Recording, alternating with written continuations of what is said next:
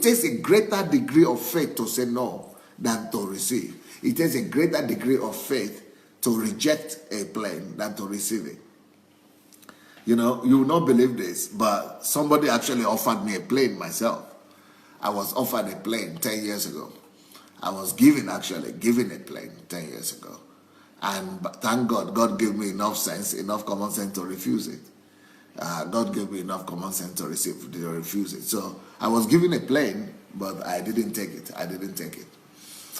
So it takes, it takes a lot of faith to be able to say no. But in my own case, the reason why I rejected the plane was not because I had so much faith. I think I rejected the plane just by pure common sense.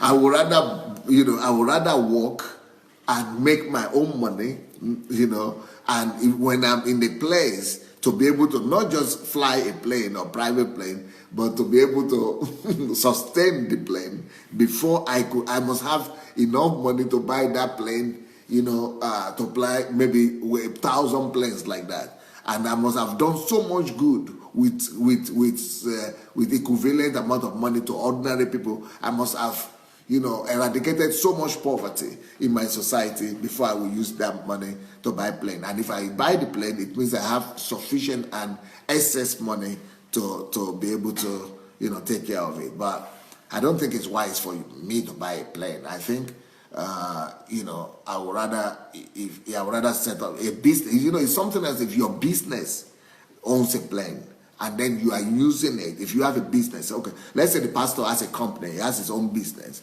that is running, and the business is so prosperous, and that the business now, that the business now buys for the operations and for the, for the running of the business is one thing. So because you are a manager or you are a director in the business, and then you are using the plane to, that might be acceptable.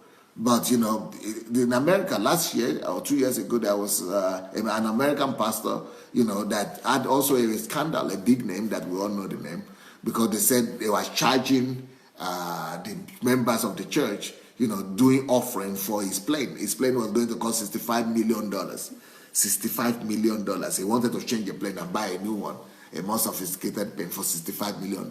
So all the members of the church, either they were charged or they denied it, that they were not charged, that it was a free offering. But can you imagine, a pastor cannot even resist that temptation to use the offering of the church, to use the money or to charge his members of the church to do offering to buy plane, because it's not easy. It takes greater faith to say no than to accept something. It takes greater faith to reject a blessing